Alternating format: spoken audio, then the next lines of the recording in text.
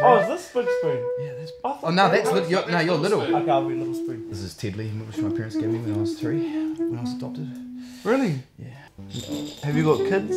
Nah. I'm gonna say they're gonna rip that up. This is kind of weird, eh? This is the first time I've laid on a bed, snuggled with another man, and like had a teddy. like, teddy bear, and like talked about my life. You know what I'm saying? Like actually keeping my side warm. Yeah, I know. I feel I the know. heat. The heat. And this is the first time I've ever been a little spoon, so Heaps of good feedback from the docker.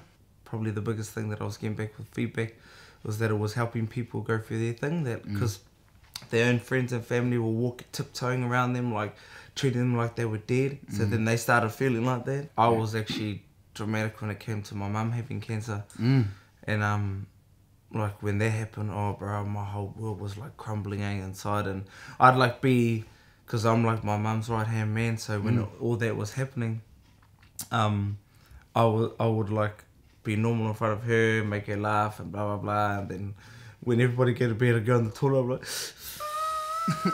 I said, God, that's in my mum.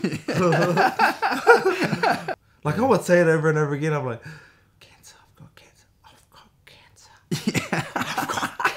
cancer. Even I got a better operation than the rest of my family, because still in New Zealand they do the big scar.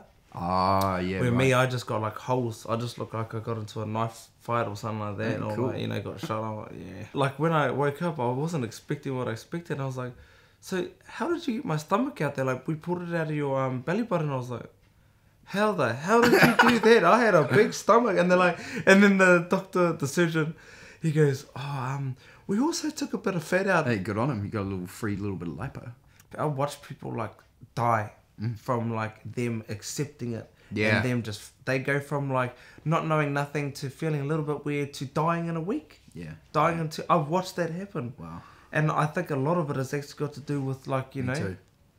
your own self. Like just like you either like let it become you or you overcome it. And I was just like, ugh, it is what it is. And I was just like, hey, what's a good thing? Skinny, yes. Bro, I'm so skinny.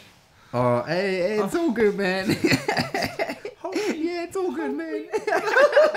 Yeah, you talked about how a lot of New Zealanders, especially in the Māori community, just suffer from shame and a fear of succeeding. You even try to do something and they're like, ugh, well, you think you can sing now? Yeah. Or you think you can act? Yeah. Or you think you're the man? But like I used to be real bad. I used to be the number one hater-rater, and then I started straight up, man. And like we just brought up like that in like Māori and Pacific communities especially, because I think, I don't know, over time we've just been told to like dumb down, and shame to like stand out, shame to succeed, shame to fail, shame to try. Now I know my worth. I know what I'm like, not in a cocky way.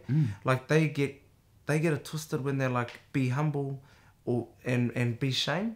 They think that shame and humbleness and humility is the same thing. How were the times on X Factor here? Because I was just doing a bit of research and I was like, that's right, Willie Moon and Natalia Kills, yeah. man. And then I watched how they said to that guy and how they just cut him. That was raw, man. Because that was the last time we saw them and spoke to them, me and Mel. They stormed off the thing. Me and Mel were like, what the hell are they up to? And we were just walking, and then they just went into their trailers. And then that was it. I've learned from the past not to say stuff on social media. I've been... Yeah. Yep. Yeah, everything just floods out there now, eh? Even how the media picked up and was like, Stan Walker's a crack addict now. Oh, I know, bro. And I was like, I'm pretty sure Stan Walker's not on the P, eh? I feel like he's not. I was just like, I don't got scabs on my face. And I was Yeah. just like, but like people, you know, that people were actually making forums of like to boycott me, and they're like, Stan Walker, what kind of example is he? We should never support his music again. He's a little blah blah blah, he's all this, and my family and them were watching all this happen, and like they were like, it was really killing them. And I was just let it go. I was like, it all makes sense, and these fellas will shut their mouths. And like people were like, it wasn't even like, is he? It was like, no, he is, obviously he is. It's like Assumptions, assumptions turned into facts, bro.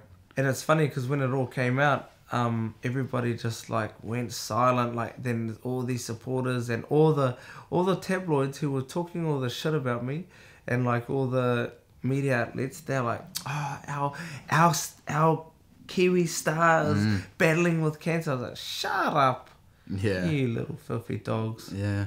I was just like, you're the same people that started all these rumors. You're the same people that are like making people think that I'm on crack or that I had cancer at that time. And I was just like, well, I actually survived it. So that you're wrong. If they're getting half truth, then it's not the truth. What are you doing now? Are you working on some new music, new albums or anything? Yeah, I'm actually I'm working on a few projects at the moment. I'm in the studio again now. Got a project coming out at September. I think another one coming out in August. There's one project I'm doing with. There's a collective of us. And then one that I'm doing myself. It's real cool, like, because everything that I like want to do and have been wanting to do for years, like I'm doing it now. Yeah. That was. Yeah. Do you feel like you're grabbing more opportunities now? Yeah, definitely. And like, I think this whole thing, bro, like, I'm actually so grateful that I had cancer because like now I'm not like waiting for people to decide when, how, and with who I can do things with and how I do things. I'm like, nah, I'm not waiting on nobody. Like, I'm going to do it, and this is how I'm going to do it. Yeah. And I was just like, why can't I do everything? People in my world that have been in my world, that a lot of them ain't in my world no more, have like told me this is how you should do it, this is when you get to do it, and this is who you're doing it with. But now I'm like, no, I'm the boss, so I want to do it like I want to do it. And bro, I'm actually like doing, and everything that I want to attract has been coming to me. Like everything is like actually blowing my mind. Like I'm actually living my best life.